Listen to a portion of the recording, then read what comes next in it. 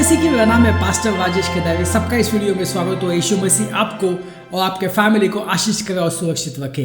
भाई बहनों, आज हम अंतिम दिनों में हैं और कभी भी जो है अभी गुप्त आगमन हो सकता है, कभी भी रैप्चर हो सकता है, क्योंकि रैप्चर के लिए जो भविष्यवाणियां पूरी होनी चाहिए थी वो सब पूरी हो चुकी है।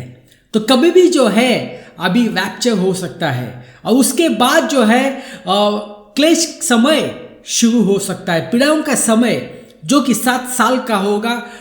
ये मैं नहीं कह रहा हूँ, ये बाइबल में लिखा है। ये आप प्रकाशित वाक्य और दानियल की जो किताब है उसमें आप पढ़ सकते हैं। और उसके बाद जो है यीशु मसीह का दूसरा आगमन होगा यरूशलेम में। भाइयों बहनों, रैप्चर और यीशु मसीह का दूसरा आगमन जो है वो अलग अलग घटनाएं हैं, वो एक ही घटनाएं नहीं है। रैप्चर जो होने वाला है वो कलीसिया के लिए होने वाला है और जो दूसरा आगमन जो है वो होने वाला है यहूदी लोगों के लिए, और जो अविश्वासी जो क्लेश काल में रहेंगे उनके न्याय के लिए यीशु मसीह आने वाले हैं। और उसके बाद जो है हर्मगेदोन का युद्ध होगा। उसके बाद जो है यीशु मसीह का 1000 साल का जो शासन है वो शुरू होगा यरूशलेम से। और उसके बाद जो है वो बड़ा श्वेत सिंहासन होगा जिसमें जो है वो जो अविश्वासी है उनका न्याय किया जाएगा। और उसके बाद जो है नई धरती और नई आकाश। तो भाई बहनों, ये सब कुछ होने वाला है। तो कभी भी जो है वो गुप्त आगमन हो सकता है। हम जाएंगे प्रकाशित वाक्य 3:10। तूने मेरे धीरज के वचन को थामा है, इसलिए मैं भी तुझे परीक्षा के उस समय बचा रखूंगा जो पृथ्वी पर रहने वालों के परखने के लिए सारे संसार पर आने वाला है। भाई बहनों, एक परीक्षा की घड़ी आने वाली है और वो उसको ही कहा जाता है पीड़ाओं का समय। वो जो समय जो होगा वो बहुत ही भयावह समय होगा। ऐसा समय बाइबल कहता है कि कभी हुआ नहीं है। ये समय पे जो है आप भूकंप देखेंगे, वैसे भूकंप कभी हुए नहीं है। ये समय पे जो है आप महामारी देखेंगे, जैसे ऐसी महामारी कभी हुई नहीं है। ऐसे तूफान कभी आए नहीं है, ऐसे युद्ध कभी हुए नहीं है। भाई बहनों, वो समय बहुत कठिन होगा।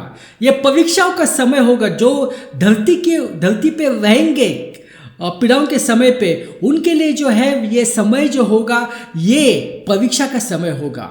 बट भाइयों बहनों, परमेश्वर चाहते, यीशु मसीह चाहते कि हम उस समय से नहीं जाए।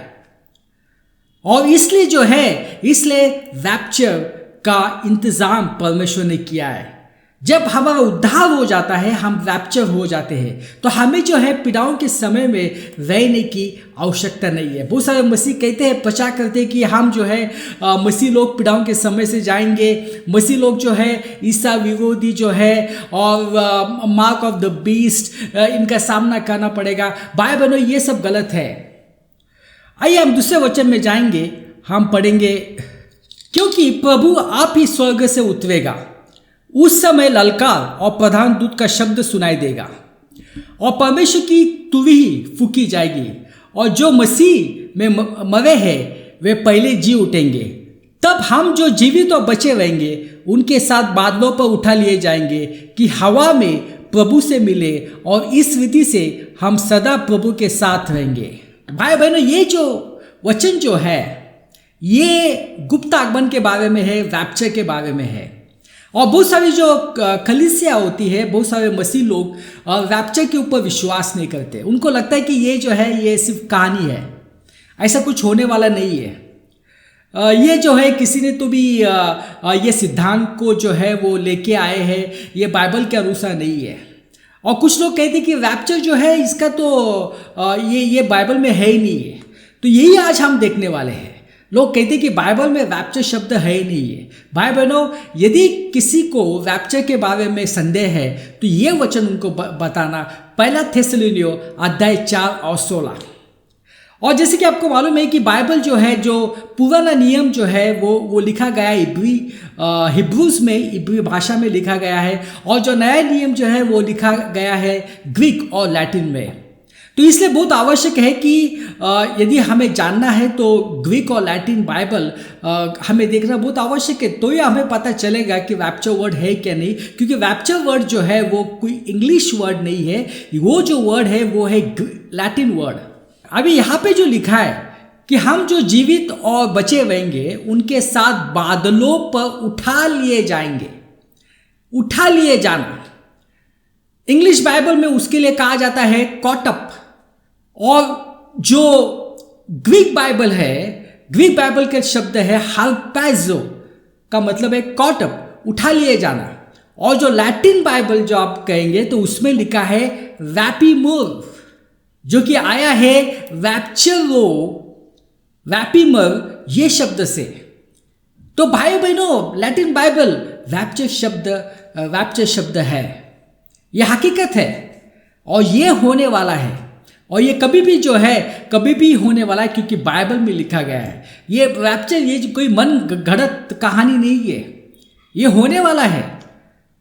यीशु मसीह जो है वो खुद रैप्चर हुए थे। जब उनका पुनरुत्थान हुआ 40 दिन उस धरती पे थे और उसके बाद वो ऊपर चले गए, तो वो भी एक रैप्चर जैसा ही है। तो भाई बहनों, ये हकीकत है, हम अंतिम दिनों में है और कभी भी जो है हमारा रैप्चर हो सकता है। आइए हम प्रार्थना करें। पिता परमेश्वर, धन्यवाद देते ये समय के लिए, और जो भी संदेश को देख रहे हैं पिता परमेश्वर, आपकी इच्छा है कि हम सब जो है हमारा सबका रैप्चर होना चाहिए, ताकि हम क्लेश काल से नहीं जाने। आपकी कृपा हम पर बने रहना ताकि हम रैप्चर हो सके। ये सब प्रार्थना यीशु मसीह के नाम से करता हूँ, आमीन।